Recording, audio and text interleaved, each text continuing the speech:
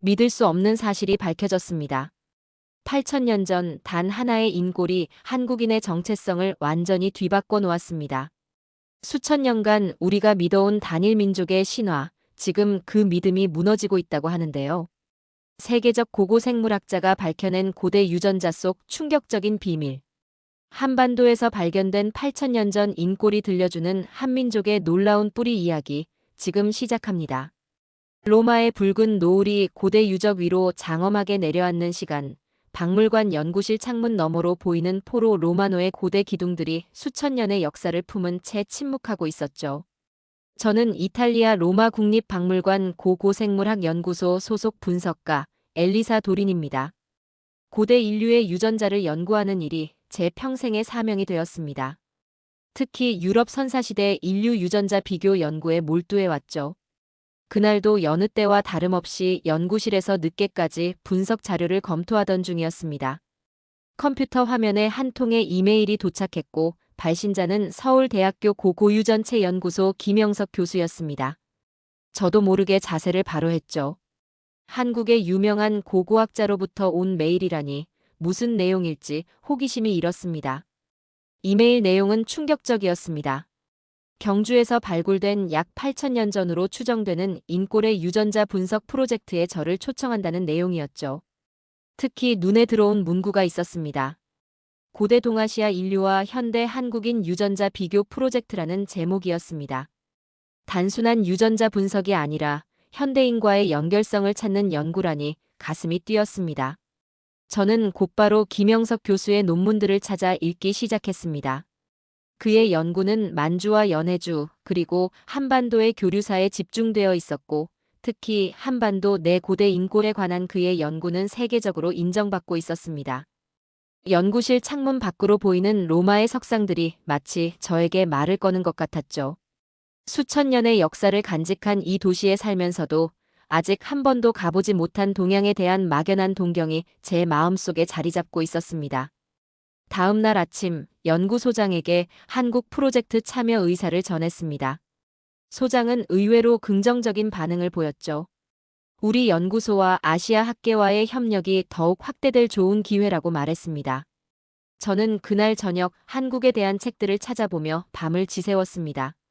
경주라는 도시는 한국의 고대 왕국 신라의 수도였다는 사실도 알게 되었죠. 일주일 후 모든 준비를 마치고 로마 피우미치노 공항에서 인천행 비행기에 몸을 실었습니다. 비행기 창문 너머로 점점 작아지는 로마의 풍경을 바라보며 가슴이 설렜습니다. 유럽의 고대 문명을 연구하던 제가 이제는 동양의 신비로운 역사 속으로 발을 딛는 순간이었죠. 8천년 전 한반도에 살았던 사람들의 유전자가 지금의 한국인과 어떤 연관성을 가질지, 그리고 그들의 이동 경로와 문화적 교류의 흔적을 어떻게 발견할 수 있을지 머릿속은 끝없는 질문으로 가득했습니다. 로마에서 온 제게 한국은 미지의 세계였지만 곧 그곳에서 인류의 거대한 이동과 융합의 역사를 풀어낼 수 있으리라는 확신이 들었습니다. 비행기의 진동이 저를 잠에 빠져들게 했지만 마음은 이미 8천년 전 한반도의 고대인들을 향해 달려가고 있었죠. 인천공항에 도착하자 김영석 교수가 반갑게 저를 맞이했습니다. 키가 크고 단정한 인상의 그는 제가 상상했던 것보다 훨씬 친근한 미소를 지니고 있었습니다. 간단한 인사를 나눈 후 서울에서 잠시 휴식을 취한 저는 바로 다음 날 경주로 향했습니다. 한국의 고속철도를 타고 달리는 동안 창밖으로 보이는 풍경은 로마의 그것과는 사뭇 달랐죠. 고층 건물들 사이로 때때로 보이는 옛 건물들, 그리고 멀리 끝없이 이어지는 산맥이 인상적이었습니다. 경주에 도착한 저희는 곧바로 발굴 현장으로 향했습니다. 김영석 교수의 안내로 도착한 곳은 넓은 들판 한가운데 자리한 발굴 현장이었습니다. 그곳에서 젊은 여성 연구원이 저희를 기다리고 있었죠. 민영아 연구원이라고 자신을 소개한 그녀는 활기찬 목소리로 현장 상황을 설명했습니다. 민영아 연구원이 저를 안내한 곳은 거대한 고분 주변에 설치된 임시 연구실이었습니다. 연구원들이 분주히 오가는 가운데 그녀는 특별히 보호된 공간으로 저를 이끌었죠. 그곳에는 신중하게 보존 처리된 인골 시료가 놓여 있었습니다. 오래된 뼈의 색감이 시간의 깊이를 느끼게 했습니다. 이 인골은 약 8천년 전 신석기 시기의 것으로 추정됩니다. 방사성 탄소 연대 측정 결과가 그렇게 나왔죠. 민영아 연구원이 자료를 펼쳐 보이며 설명했고 저는 믿기지 않는 눈으로 그 인골을 바라보았습니다. 8천년이라는 시간은 유럽의 신석기 문화보다도 앞선 시기였죠. 이처럼 오래된 인골이 보존 상태가 양호한 채로 발견되는 경우는 세계적으로도 매우 드문 일이었습니다. 이 정도의 보존 상태라면 유전자 추출이 가능할까요? 저는 조심스럽게 질문했고 김영석 교수가 고개를 끄덕이며 대답했습니다. 초기 분석에서 이미 일부 유전자 서열을 확보했지만 보다 정밀한 분석이 필요해서 선생님께 도움을 청한 것이죠. 그날 오후 저희는 경주 일대의 여러 고분들을 둘러보았습니다. 웅장한 규모의 고분들이 도시 곳곳에 자리하고 있었죠. 김영석 교수는 이곳이 과거 신라라는 왕국의 수도였으며 1000년이 넘는 역사를 간직한 곳이라고 설명했습니다. 하지만 우리가 연구하려는 인골은 그보다 훨씬 더 오래된 왕국이 형성되기 이전 시대의 것이었죠. 저녁이 되어 전통 한식당에서 식사를 하는 동안 저는 이 프로젝트가 단순한 유전자 분석을 넘어서는 것임을 직감했습니다. 김영석 교수와 민영아 연구원의 열정적인 대화를 들으며 이들이 한반도에 살았던 고대인들의 정체성과 현대 한국인과의 연관성을 밝히고자 하는 깊은 열망을 품고 있음을 느꼈죠. 호텔로 돌아와 노트북을 펼치고 그날 보고 들은 것들을 정리하면서 저는 이 연구가 저에게도 큰 의미가 있을 것이라고 생각했습니다. 창밖으로 보이는 경주의 밤하늘에는 별들이 가득했고 어딘가에서 고대 사람들의 목소리가 들려오는 것만 같았죠. 8천년 전 이 땅에 살았던 사람들은 어떤 이야기를 품고 있을까? 그들의 유전자는 무엇을 말해줄까? 가슴이 설레는 질문들이 머릿속을 가득 채웠습니다. 연구실에서의 나날은 빠르게 지나갔습니다. 경주에서 가져온 8천년 전 인골 시료에서 유전자를 추출하는 작업은 예상보다 순조롭게 진행되었죠. 현대 기술의 발전으로 고대 인골에서도 상당량의 유전자 정보를 획득할 수 있게 된 것은 정말 놀라운 일이었습니다. 매일 밤 컴퓨터 화면에 나타나는 유전자 서열들을 분석하면서 저는 점점 더 흥미로운 사실들을 발견해갔습니다. 일주일째 되는 날, 저는 깊은 숨을 들이마시며 김영석 교수와 민영아 연구원을 회의실로 불렀습니다. 분석 결과를 공유할 시간이었죠. 두 사람의 기대에 찬 눈빛을 마주하며 저는 프레젠테이션을 시작했습니다. 우선 이 8천년 전 인골의 유전자 구조는 현대 한국인과 상당히 유사한 패턴을 보여주고 있습니다. 유전적 일치도가 약 80%에 달하는 수준이죠. 제 말에 두 사람의 눈이 커졌습니다. 김영석 교수가 자세를 바로 하며 물었습니다. 그렇다면 정말 현대 한국인의 직접적인 조상이라고 볼 수 있는 건가요? 그렇게 보는 것이 타당합니다. 더 놀라운 것은 이 유전자 구조의 특성입니다. 크게 두 가지 계통이 혼합된 형태를 보여주고 있죠. 저는 화면에 유전자 패턴 그래프를 띄우며 설명을 이어갔습니다. 제가 발견한 것은 북방 시베리아계와 남방 동아시아계가 독특하게 혼합된 유전자 구조였습니다. 그 중에서도 Y염 색채 분석 결과는 특히 흥미로웠죠. 남성 계통은 주로 남방 농경민의 흔적을 보여주는 반면 목의 유전자는 북방 수련민의 특성이 강하게 나타났습니다. 빙하기 동안 북방에서 내려온 수련민들이 이미 한반도에 자리 잡고 있던 농경민들과 만나 융합되었을 가능성이 높습니다. 두 그룹의 만남이 현대 한국인의 유전적 기반을 형성한 것이죠. 저의 설명에 민영아 연구원은 눈을 반짝이며 질문했습니다. 혹시 이런 혼합 패턴이 한국인만의 특징인가요? 주변 민족들과 비교하면 어떤 차이가 있나요? 좋은 질문입니다. 현재 데이터로는 한국인의 유전자가 약 38% 시베리아계, 62%가 동아시아 계통으로 구성되어 있다고 볼 수 있습니다. 이는 주변 민족들과는 다른 독특한 비율이죠.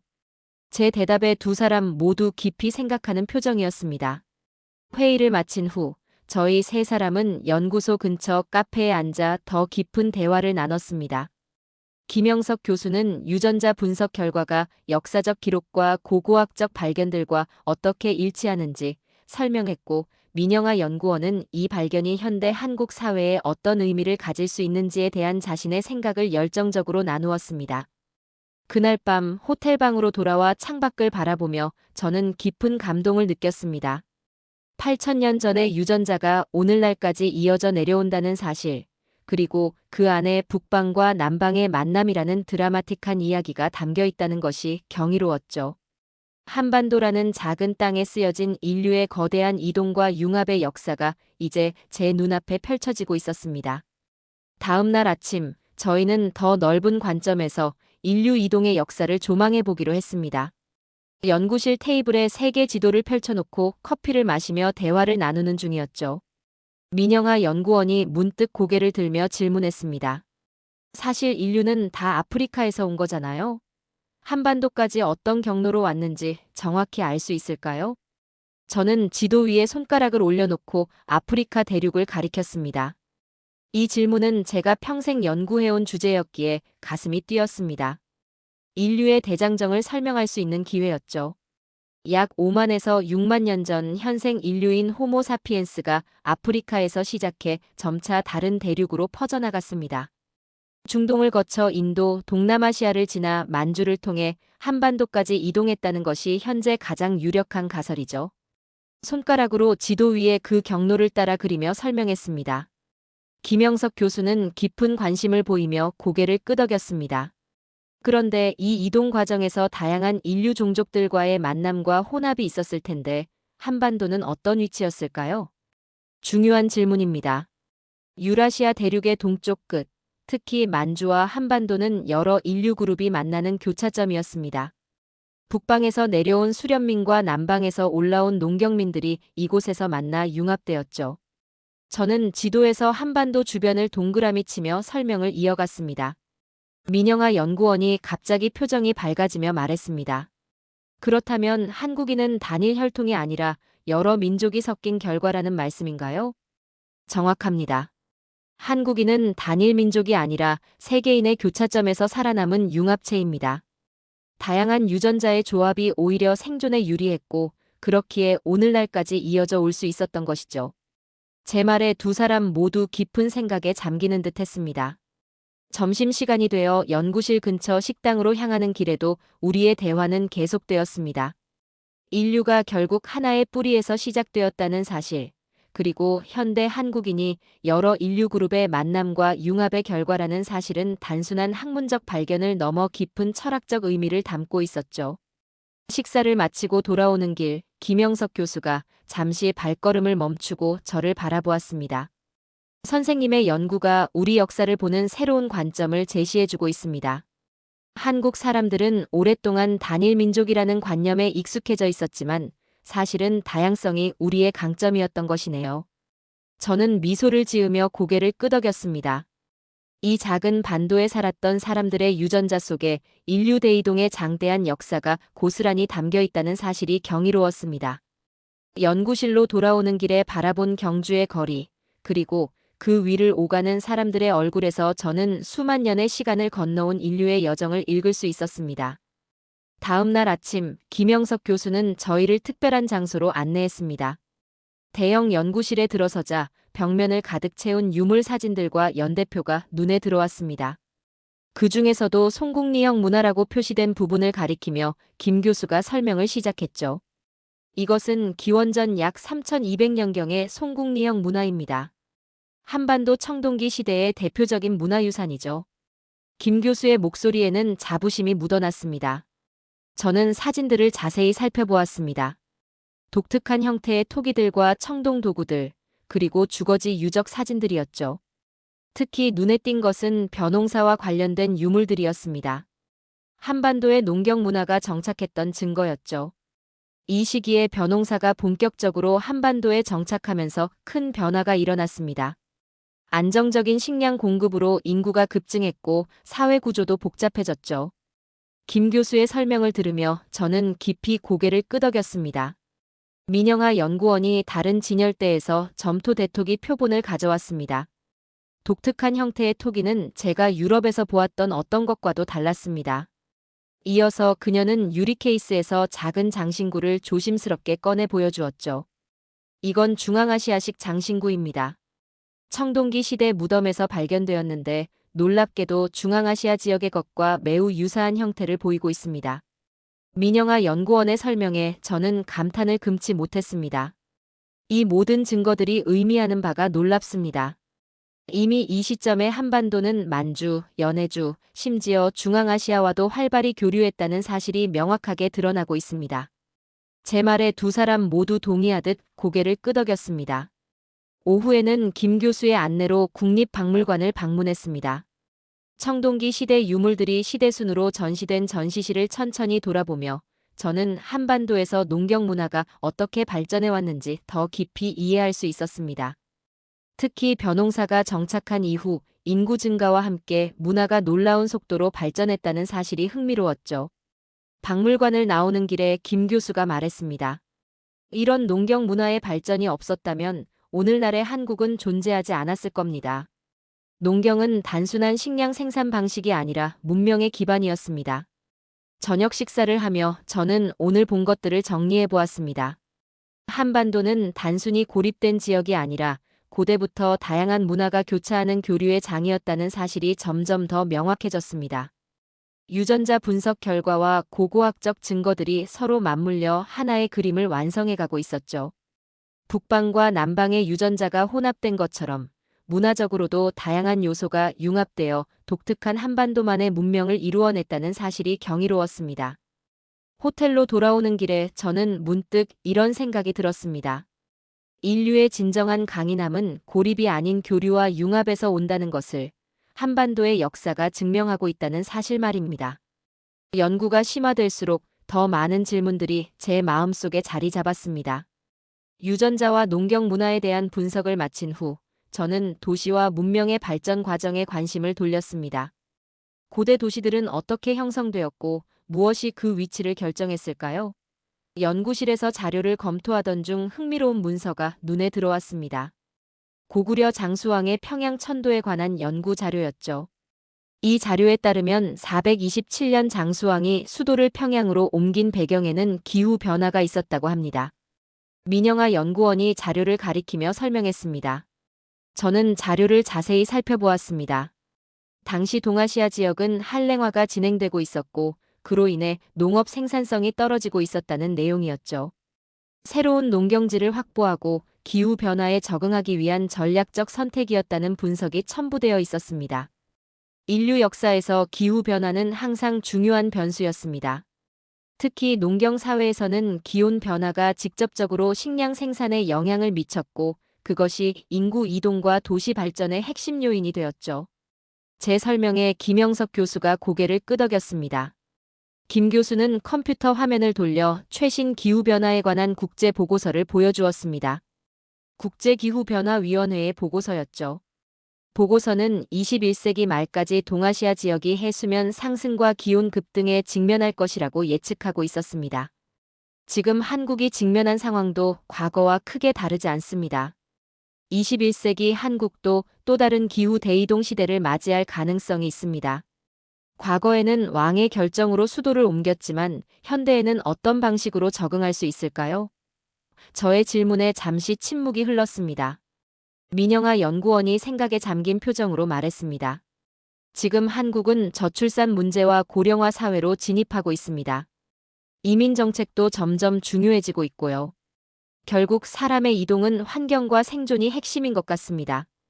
고대나 현대나 크게 다르지 않은 것 같아요. 점심시간에 연구실 밖으로 나와 잠시 걸었습니다. 맑은 하늘 아래 경주의 현대적인 건물들과 고대 유적이 공존하는 모습이 인상적이었죠. 1000년 넘게 한자리를 지킨 도시도 있지만 기후와 환경에 따라 번성하고 쇠퇴한 수많은 도시들의 역사가 머릿속을 스쳐 지나갔습니다. 오후에 다시 연구실로 돌아와 저는 생각을 정리했습니다. 유전자 연구로 시작한 이 프로젝트가 이제는 기후변화와 현대사회 문제까지 아우르는 더 큰 그림을 그리고 있었죠. 고대 인골에서 추출한 유전자가 말해주는 것은 단순한 혈통이 아니라 변화하는 환경 속에서 살아남기 위한 인류의 적응과 융합의 역사였습니다. 저녁에 호텔로 돌아오는 길에 저는 오늘 배운 것들을 곱씹었습니다. 고대 왕들의 선택이 현대 정책 이반자들에게도 중요한 교훈이 될 수 있다는 사실이 흥미로웠습니다. 그리고 기후 변화에 대응하는 방식이 결국 미래 세대의 유전자 구성까지 영향을 미칠 수 있다는 사실이 더욱 깊은 생각에 잠기게 했습니다. 연구실에 앉아 자료를 검토하던 중 민영아 연구원이 흥미로운 질문을 던졌습니다. 그녀의 얼굴에는 호기심이 가득했습니다.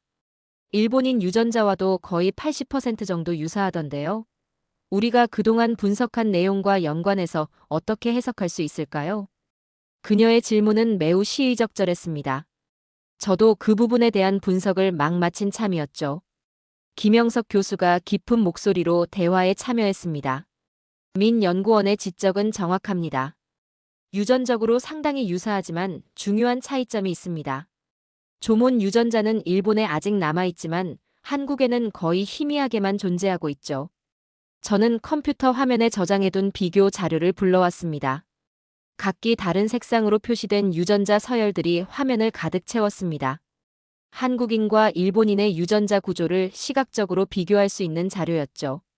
김 교수님 말씀처럼 조몬 유전자의 유무가 가장 큰 차이점입니다. 조몬 시대 사람들은 주로 수렵과 채집을 하던 사람들이었고 한반도에서 건너간 야요이 시대 사람들은 농경 중심이었습니다. 이러한 생활 방식의 차이가 언어 발달에도 영향을 미쳤을 가능성이 높습니다. 제 설명에 두 사람 모두 깊은 관심을 보였습니다. 저는 계속해서 한국어와 일본어의 언어적 차이점까지 설명을 이어갔습니다. 한국어는 만주와 동남아시아 언어 요소를 섞어 발달했습니다. 특히 농경 관련 어휘가 풍부하게 발달했죠. 반면 일본어는 조몬 원주민의 언어에 한반도 농민들의 언어가 결합된 형태로 볼 수 있습니다. 이런 언어적 차이는 유전적 차이와도 일치하는 부분이 많습니다. 민영아 연구원이 궁금한 표정으로 질문했습니다. 그렇다면 우리가 언어적으로 다른 것처럼 유전적으로도 분명한 차이가 있다는 의미군요. 그동안 흔히 말하던 한국과 일본의 유사성보다 차이점이 더 중요할 수도 있겠네요. 정확합니다. 표면적인 유사성만 보면 80%가량 유사하지만 나머지 20%의 차이가 문화적, 언어적 차이를 만들어낸 중요한 요소일 수 있습니다. 특히 조몬 유전자의 존재 여부가 결정적인 차이를 만들었을 가능성이 높습니다. 점심을 먹으며 우리는 계속해서 토론을 이어갔습니다. 김영석 교수는 한국과 일본의 고대 유물을 비교한 사진들을 보여주었고 농경 도구와 주거 형태의 차이점을 설명했습니다. 저는 그 차이가 단순한 문화적 선택이 아니라 유전적 배경과도 연관되어 있을 가능성을 제시했죠. 오후에는 언어학자 한 분을 초청해 더 깊은 대화를 나눴습니다. 그는 한국어와 일본어의 농경 관련 어휘를 비교 분석한 자료를 가져왔고 저희의 유전자 연구 결과와 놀랍도록 일치하는 패턴을 보여주었습니다. 언어와 유전자가 함께 움직인다는 사실이 다시 한번 입증되는 순간이었죠. 저녁이 되어 호텔로 돌아오는 길에 저는 오늘의 발견에 대해 곱씹었습니다. 한 민족의 정체성은 단순히 혈통만으로 결정되는 것이 아니라 언어와 문화, 생활 방식이 복합적으로 작용한 결과라는 사실이 더욱 명확해졌습니다.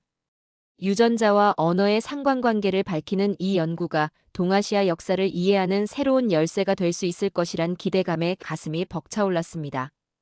연구 마지막 주가 되어 저는 모든 분석 자료를 정리하고 최종 보고서를 작성하기 시작했습니다. 한 달이라는 짧은 시간이었지만 그 안에 담긴 발견과 깨달음은 제 학문적 여정에서 가장 귀중한 경험이 되었습니다. 연구실 창가에 앉아 경주의 아침 햇살을 받으며 키보드를 두드렸죠. 무엇보다 중요한 결론 부분을 작성할 차례였습니다. 저는 심호흡을 한 뒤 이렇게 적었습니다. 한반도는 아프리카에서 출발해 유라시아 동부로 이어지는 인류 대이동의 핵심 교차로였으며 여러 민족이 섞여 오늘날의 한국을 이루었다는 사실이 유전자 분석을 통해 확인되었습니다. 북방 시베리아계와 남방 동아시아계의 독특한 혼합은 생존에 유리한 유전적 다양성을 가져왔고 이는 한민족의 강인함의 원천이 되었습니다. 보고서의 마지막 문장을 타이핑하고 나서 저는 잠시 눈을 감았습니다. 로마에서 이곳으로 오기 전 저는 단순히 고대 인골의 유전자를 분석하는 학술적 임무만 생각했었죠. 하지만 이제 저는 그것이 얼마나 더 깊은 의미를 가진 일인지 깨닫게 되었습니다. 고고학은 죽은 자의 뼈를 연구하는 일이 아니라 살아있는 이들의 뿌리를 찾아주는 일이었습니다. 김영석 교수와 민영아 연구원이 연구실로 들어왔습니다. 그들에게 완성된 보고서를 전달하자 두 사람의 얼굴에는 기쁨과 감사가 가득했습니다. 우리 셋은 지난 한 달간의 여정을 돌아보며 이야기를 나누었죠. 유전자 분석에서 시작해 언어, 농경문화, 기후변화까지 폭넓은 주제를 아우르는 대화였습니다. 이 연구 결과가 한국 사회에 어떤 의미를 가질 것 같나요? 민영아 연구원이 질문했습니다. 잠시 생각한 후 저는 대답했습니다. 역사적으로 많은 나라들이 단일 민족이라는 신화를 중요시해왔지만 실제로는 다양성이 더 큰 힘이 될 수 있습니다. 한국인이 여러 민족의 융합체라는 사실은 부끄러운 것이 아니라 자랑스러운 역사적 자산이죠. 이 다양성이 바로 한국 문화의 창의성과 적응력의 원천이라고 생각합니다. 김영석 교수가 깊이 공감하며 고개를 끄덕였습니다. 선생님의 말씀처럼 우리는 이제 단일 민족이라는 오래된 관념을 넘어 더 넓은 시각으로 우리 역사를 바라볼 필요가 있겠습니다. 마지막 날, 저는 연구 보고서를 들고 황룡사지 터를 찾았습니다. 1000년이 넘는 시간 동안 그 자리를 지켜온 이 유적지는 제게 더 깊은 의미로 다가왔죠. 넓은 터를 바라보며 저는 문득 눈시울이 뜨거워지는 것을 느꼈습니다. 이곳에 살았던 사람들, 그리고 그들의 핏줄을 이어받은 현대 한국인들에 대한 새로운 존경심이 가슴 깊이 자리 잡았습니다. 한국인들은 단일 민족이 아니라 가장 강인한 융합 민족이군요. 제가 속삭이듯 말했습니다. 비행기를 타고 로마로 돌아가는 길, 창밖으로 구름 위의 풍경을 바라보며 저는 이번 여정의 의미를 곱씹었습니다.